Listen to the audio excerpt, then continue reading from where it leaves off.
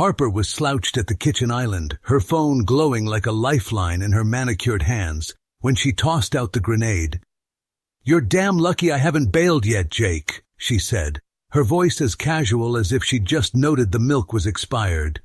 No venom, no drama, just a lazy observation, like she was commenting on the neighbor's tacky Christmas lights still up in March. Jake froze mid-sip, his coffee mug hovering an inch from his lips. He didn't say a word, not yet. He just stared at her, those sharp hazel eyes flicking over her like she was a puzzle he'd stopped trying to solve. Harper didn't even glance up from her scrolling. TikTok or whatever the hell she was glued to was clearly more interesting than the bomb she'd just lobbed into their crumbling little universe. The silence stretched out, thick and awkward, like a bad first date. Jake set the mug down, slowly, deliberately, like he was diffusing something way more explosive than her words. He leaned back in his chair, arms crossed, and studied her. No fire in her tone, no smirk, just nothing. And that was the kicker. She wasn't pissed. She wasn't even trying to start a fight. She'd just said it like it was a fact as plain as the sky's blue or "you snore like a chainsaw." "Wow," Jake finally said, his voice dry as the toast he hadn't touched. "That's one way to kick off a Thursday." Harper's thumb paused on her screen, but her eyes stayed locked on it. "What? It's true?" She shrugged. One of those half-assed, couldn't-careless shrugs that made Jake want to chuck his mug at the wall just to see if she'd flinch.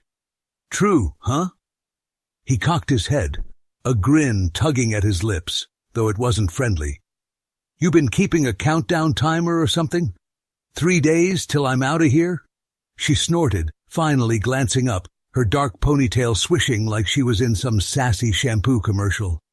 "Don't be dramatic, Jake. It's not like I've got a U-Haul parked out back. Yet." Her lips twitched, but it wasn't a smile. It was a challenge. Jake leaned forward, elbows on the island, his blue eyes narrowing. "Oh, I'm sorry, Princess. Did I miss the part where you're doing me a favor by gracing me with your presence? Should I be kissing the floor you walk on?" Harper rolled her eyes so hard it was a miracle they didn't pop out. "Don't flatter yourself, I'm just saying. Most guys would have been ditched by now. Take it as a compliment." "A compliment?" Jake barked a laugh, sharp and bitter. "Jesus, Harper, you sound like a Yelp review. 3 stars hasn't totally screwed me over yet. Real sweet of you." She smirked, setting her phone down with a little clack that echoed in the too-quiet kitchen. "What do you want me to say? That I'm head over heels and can't live without you? Sorry, babe, the Hallmark Channel's not hiring." Jake didn't bite. Not yet. He just watched her, clocking the way she crossed her arms, the way her nails tapped against her sleeve like she was already bored. This wasn't a fight. This was Harper being Harper, throwing out a line, expecting him to flail around like a fish on a hook. Same old game, except this time, something clicked in Jake's head. All those late nights with her glued to her phone, the weekend plans she made without even a "hey, you in?" The way she'd started treating him like a roommate she tolerated instead of a husband she loved. It hit him like a slap. She wasn't joking. She was done. And she'd been done for a while. He pushed his chair back, the scrape loud enough to make her eyebrows twitch. "You know what, Harp? You're right. I am lucky." He stood, brushing crumbs off his jeans with exaggerated care. "Lucky I haven't lost my mind dealing with your half-in, half-out bullshit." Her head snapped up, eyes narrowing.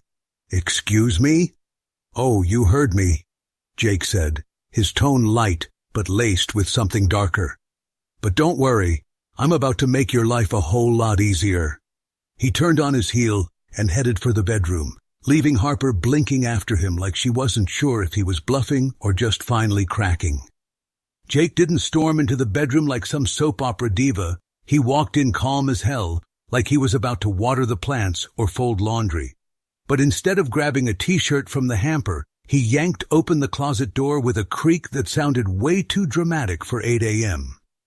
Harper's side stared back at him, a chaotic rainbow of dresses, blouses, and those overpriced leggings she swore made her look like a fitness influencer.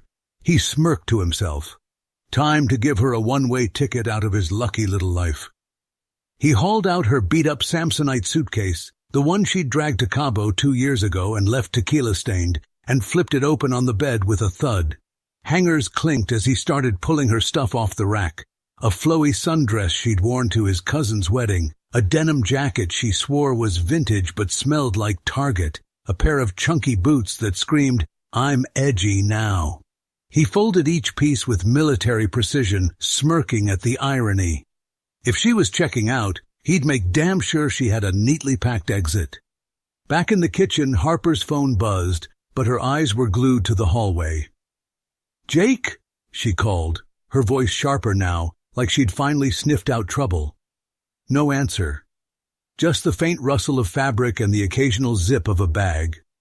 She shoved her chair back and marched toward the bedroom, her bare feet slapping the hardwood like tiny thunderclaps. She stopped dead in the doorway, jaw dropping as she clocked the scene. Jake, cool as a cucumber, tucking her favorite skinny jeans into the suitcase like he was staging a freaking Airbnb. "What the actual hell are you doing?" she snapped, hands flying to her hips. Jake didn't even look up. "What's it look like, Harp? I'm helping you out. You said I'm lucky you haven't left. Well, I'm rolling out the red carpet." He grabbed a stack of her graphic tees, half of them band shirts she'd never heard live, and plopped them in next to the jeans. Harper blinked, caught somewhere between a laugh and a scream. "Are you serious right now? You're packing my shit because of one comment?" Jake paused, holding a lacy bra like it was evidence in a crime scene. He met her gaze, eyebrows raised. "One comment? Nah, babe. This is the grand finale of the Harper I'm too good for this world tour. I'm just the roadie cleaning up the stage." Her mouth opened, then snapped shut. She crossed her arms, nails digging into her elbows. "You're unhinged. Like, clinically.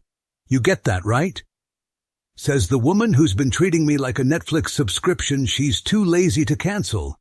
Jake shot back, tossing the bra in with a flick of his wrist. "Come on, Harp, don't act shocked. You've been rehearsing this exit speech for months. Phone glued to your hand, plans I'm not invited to, that little eye roll you do when I breathe too loud. I'm just giving you the encore you deserve." Harper's face flushed. Anger, sure, but something else flickered in her green eyes. Uncertainty, maybe? She stepped closer, voice dropping to a hiss. "So what? You're kicking me out? Big tough Jake, huh? Gonna play the martyr and tell all your buddies I'm the witch who broke your heart?" Jake snorted, zipping up a side pocket with her toiletries. Toothbrush, that overpriced face cream she swore kept her looking 25. "Kicking you out? Nope. I'm liberating you, sweetheart. You've been dying to bounce. Don't let me hold you back from your Oscar-worthy solo act." She stared at him, her smirk faltering. "You're full of shit," she said, but it lacked her usual venom. She glanced at the suitcase, then back at him, like she was waiting for the punchline. "You really think I'm just gonna grab that and waltz out?" Jake straightened up, brushing his hands on his jeans. "I don't know, Harp. You've been dangling the I'm leaving card like it's a winning hand in poker. I'm calling your bluff. Doors that way." He jerked his thumb toward the hall, his face unreadable. Part challenge, part exhaustion. For the first time in forever, Harper didn't have a snappy comeback. She just stood there, arms still crossed, chewing her lip like she was solving a math problem she'd flunked in high school. The suitcase sat between them like a loaded gun, and Jake wasn't about to blink first. Harper didn't move, not an inch. She just stood there, glaring at the suitcase like it had personally insulted her grandma, while Jake leaned against the bed frame, arms crossed, looking way too chill for a guy who'd just packed his wife's life into a Samsonite. The bedroom hummed with tension, thick enough to choke on, but Jake wasn't breaking the silence. Nope. This was Harper's move, and he was done tossing her lifelines. Finally, she let out a huff, half laugh, half growl, and threw her hands up. "This is insane, Jake. You're insane. What's next? You gonna call me an Uber to the divorce lawyer?" Jake grinned, slow and sharp, like a cat who just cornered a mouse. "Tempting, but nah, I'm not that generous. You can lift your ass out of here on your own dime." Her eyes flashed, and she took a step closer, jabbing a finger at him. "Oh, real cute. You think you're some big hero now? Packing my bags like you're doing me a solid? Newsflash, buddy. This isn't noble. It's petty as hell. Petty? Jake tilted his head, feigning shock. Me? The guy who's been your personal punching bag for the last 6 months? Harp, I'm not petty. I'm a goddamn saint for not doing this sooner. He tapped the suitcase with his foot. Consider this my canonization ceremony. Harper's jaw tightened and she crossed her arms again, nails practically clawing into her skin. You're such a drama king. 6 months? Try 6 years of you acting like I owe you a medal for sticking around.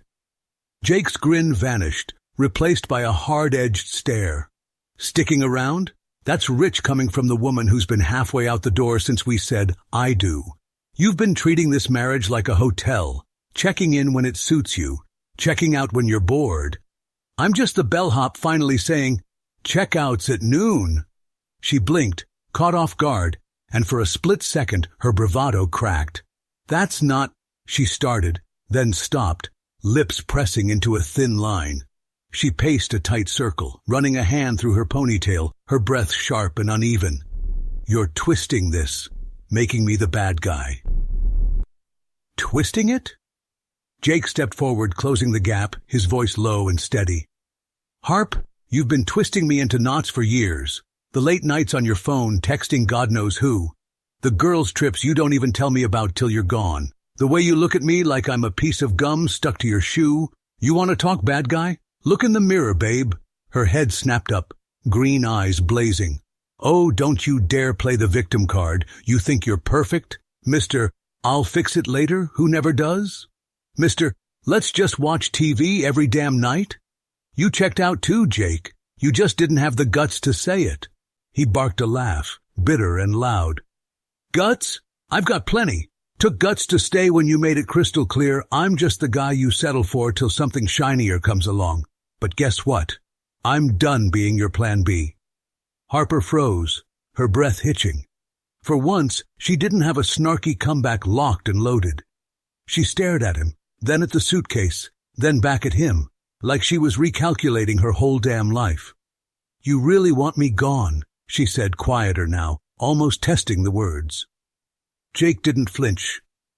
I want you to decide, Harp. You've been dangling I'm leaving over my head like a guillotine. Well, here's your chance. Blades down. Pick it up and go or put it away. But I'm not begging you to stay anymore. She swallowed hard, her fingers twitching at her sides. The room went dead quiet. None of that playful bickering now, just raw, unfiltered air. Harper's gaze darted to the suitcase again, then to the door, then back to Jake. She opened her mouth, closed it, then finally spat out, "You're fool, you know that?" "Yep," Jake said, shrugging, "but I'm an fool who's done playing doormat. Your call." She didn't answer. Instead, she turned on her heel and stormed back to the living room, leaving the suitcase sitting there like a third wheel nobody wanted to claim. Jake watched her go, exhaling slow through his nose. Round one was his, but this fight was far from over. Harper paced the living room like a caged bobcat, her bare feet slapping the hardwood with every furious step. The TV hummed some dumb infomercial in the background, something about a blender that could pulverize a brick. But it might as well have been white noise. She ran both hands through her ponytail, tugging hard enough to yank strands loose, and muttered under her breath, "Ridiculous! Freaking ridiculous!" Jake ambled out of the bedroom, hands stuffed in his jeans pockets, looking like he'd just finished a shift at a bar instead of packing his wife's exit strategy. He leaned against the wall, watching her with that same infuriating calm, like he was waiting for a bus, not a blowout. The suitcase sat by the door now, wheels up, handle out, a silent dare glowing in the dim light of their overpriced IKEA lamp. Harper spun on him, her eyes wild. "You think this is funny, Jake? Huh? Some big power move to prove you've got balls all of a sudden?" Jake tilted his head, a lazy smirk tugging at his lips. "Funny? Nah. Satisfying? Oh, hell yeah. Watching you squirm after all your lucky me crap? That's Emmy-worthy, Harp." Her laugh was sharp, cutting the air like a switchblade. Squirm? Me? You're the one who's been groveling for years, buddy. Oh, Harper, let's talk it out. Oh, Harper, I'll try harder. You're pathetic, and now you're pretending you're some tough guy? Please. Jake's smirk didn't budge, but his eyes darkened. Pathetic's putting up with your half-assed marriage act while you swipe right on your phone every night. I'm not pretending anything. I'm just done kissing the ground you walk on. Big difference. She flinched, just for a heartbeat, then barreled on. You're delusional. You think I've been cheating? That's what this is about? Some paranoid fantasy 'cause you can't handle me having a life? Nope, Jake said, popping the pea like a gunshot. Don't care who you're texting, Chad from spin class or your wine-drunk book club. Point is, you've been checked out longer than a library book, and I'm tired of being the overdue notice you ignore. Harper stopped pacing, planting herself square in front of him, arms crossed so tight her knuckles whitened. So that's it? You pack my bags, play the wounded hero, and I'm supposed to just, what, skip out the door like it's nothing? Jake shrugged, maddeningly casual. Skip, strut, moonwalk, your choice. I'm not dragging you anywhere. You've been itching to bolt, so go, or don't. But this, you're lucky I'm here game. Over, finito, kaput. Her jaw worked, grinding teeth loud enough to hear over the blender guy still yammering on TV. She glanced at the suitcase, then back at Jake, her voice dropping low, venomous. You're gonna regret this. You think you're so smart, huh? Throwing me out like trash? Not throwing you out, Jake corrected, stepping closer, his tone steady as steel. I'm handing you the keys to your freedom, babe. You've been dangling them in my face forever. I could leave. Well, here's your shot. Take it, or admit you're full of hot air. Harper's breath hitched, her green eyes darting over his face like she was searching for a crack, a flinch, anything to claw back control. She didn't find it. Jake stood there, unshaken, his broad shoulders relaxed, his gaze locked on hers. For the first time in years, she wasn't calling the shots, and it was eating her alive. You're bluffing, she said, but it came out shaky, a question more than a jab. Try me, Jake replied, his voice soft but lethal. He nodded toward the suitcase. It's all there. Your skinny jeans, your overpriced shampoo, your dignity if you can find it. Doors open, clocks ticking. She stared at him, chest heaving, then spun away, pacing again.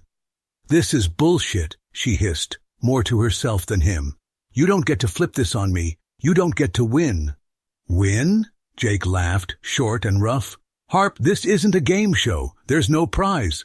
Just me finally growing a spine and you deciding if you've got one too. She halted mid-step, her back to him, shoulders stiff. The suitcase loomed by the door, a black hole sucking up every ounce of bravado she'd walked in with. She didn't turn around, but her voice came out quieter. Roar. If I go, that's it. You know that, right? Jake didn't hesitate. Yeah, that's it. The room went still. No snark, no quips. Just the weight of those words hanging there, heavy as a guillotine blade. Harper's hand twitched toward the suitcase, then froze. She was out of moves, and they both knew it. Harper stood rooted to the spot, her back still to Jake, her fingers hovering an inch from the suitcase handle like it might bite her.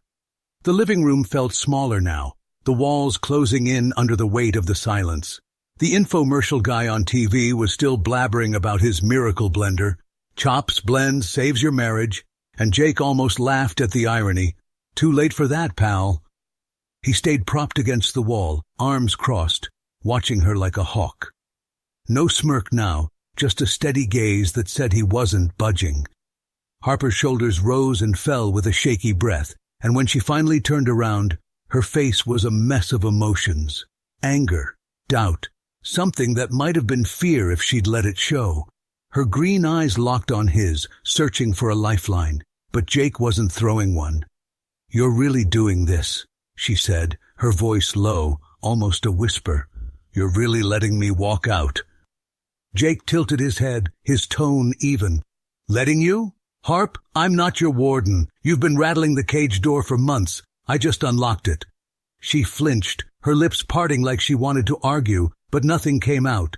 Instead, she crossed her arms again, nails digging into her sleeves. You think you're so noble, don't you? Packing my stuff, acting all high and mighty, like you're the good guy here. Noble? Jake snorted, pushing off the wall to stand straighter. Nah, I'm just tired. Tired of being the guy who begs you to care. Tired of pretending we're still a team when you've been playing solo for ages. This isn't about winning. It's about me not losing myself anymore. Harper's eyes narrowed, but the fire in them flickered. Oh, please, don't give me that sob story. You're not some saint, Jake. You've been phoning it in too, sitting on the couch, scrolling ESPN, acting like I'm supposed to swoon over your existence. He nodded, slow and deliberate. Fair. I've coasted, but I never stopped trying to reach you.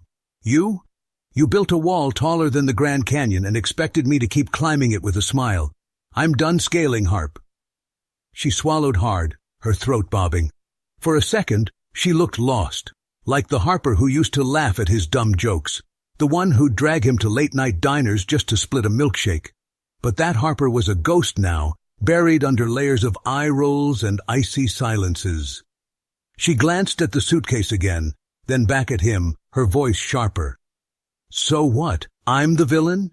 You get to rewrite the story and I'm the jerk who ruined everything? Jake stepped closer, his blue eyes steady. You're not the villain. You're just gone. You checked out a long time ago and left me holding the bag. Literally, now. He nodded at the suitcase. I'm not rewriting anything. I'm just reading the ending you've been hinting at. Her breath hitched, and she took a step back, bumping into the couch. You don't get it, she muttered, running a hand through her hair. I didn't want this. I didn't want us to end up here. Didn't you? Jake asked, his voice quiet but piercing. Every time you tuned me out, every time you made plans without me, every time you threw that lucky me line in my face, you were steering us right here. You just didn't think I'd stop chasing the car once you let go of the leash. Harper's jaw tightened, and her eyes glistened. Not tears, not quite, but close. You're twisting it, she said, but it sounded weak, like she didn't believe it herself. Am I? He took another step, closing the gap. Tell me I'm wrong, Harp. Tell me you haven't been halfway out that door for months. Tell me you still want this, us, and I'll unpack that bag myself. She stared at him, lips trembling, but no words came. The silence stretched, heavy and brutal, and Jake saw it. The truth she couldn't dodge anymore. She'd been bluffing so long she'd forgotten how to fold. Her hand dropped to her side, and she looked away, exhaling sharp and ragged. I don't know what I want, she admitted, her voice barely audible. But I can't keep doing this. Jake nodded once, slow and final. Then don't. She turned to the suitcase, her fingers brushing the handle again. This time she gripped it, lifting it an inch off the floor, testing its weight, or maybe her own. She looked back at him, eyes wide and unguarded. If I leave, there's no coming back. I know, Jake said simply. Harper held his gaze for a long moment, then let out a shaky laugh, bitter, broken. You're a real piece of work, Jake. Likewise, he replied, no venom, just fact. She pulled the suitcase upright, the wheels clicking against the floor, and headed for the door. Her steps were slow, deliberate, like she was waiting for him to call her back. He didn't. She reached the knob, hesitated, just a heartbeat, then yanked it open. The cool air rushed in, sharp against the stale heat of their standoff. Harper stepped over the threshold, suitcase rolling behind her, and didn't look back. The door clicked shut, soft but final, and Jake stood there, alone in the quiet. The blender guy was still yapping on TV. Act now, limited time offer. But Jake didn't hear it. For the first time in years, the house didn't feel empty. It felt free. Jake lounged on his couch now, no more fighting over who got the good cushion, sipping a cold IPA and scrolling through a dating app he'd sworn he'd never touch. The living room looked different these days. A new rug, because Harper hated the old one. A coffee table he'd built himself, slightly crooked but he was proud, and a quiet that didn't feel like a punishment anymore. 3 months since the door clicked shut behind her, and Jake was fine. Better than fine, maybe. The TV flickered with some late-night rerun of The Office. Jim pranking Dwight, classic. But Jake's focus was on his phone. A profile popped up. Maddie, 32, loves dogs, tacos, and not taking life too seriously. Her grin was crooked. Her bio had a pun about guacamole, and Jake chuckled. "All right, Maddie," he muttered, swiping right. "Let's see if you're less of a hurricane than the last one." His phone buzzed almost instantly. A match. Before he could craft a witty opener, a knock rattled the door. Jake frowned, setting the beer down. It was 10 p.m. on a Tuesday. Who even showed up unannounced anymore? He shuffled over, peering through the peephole, and his stomach did a weird flip. Harper. She stood there, hair loose and messy, wearing a hoodie he didn't recognize and holding a pizza box. Jake blinked, then swung the door open, leaning against the frame with a lazy grin. "Well, well, did the universe run out of guys to tell you they're lucky?" Harper rolled her eyes, but it lacked her old venom. "Shut up, Jake. I'm not here for a rematch." She hefted the pizza box higher. Pepperoni and pineapple, his favorite, her least favorite. "Can I come in, or are you going to make me grovel on the porch?" He stepped aside, curiosity winning over caution. Groveling's optional. Pizza's a solid bribe, though. She walked in, glancing around like she was seeing the place for the first time. The new rug got a raised eyebrow, the DIY table a tiny smirk. She set the box on the counter and turned to him, hands shoved in her pockets.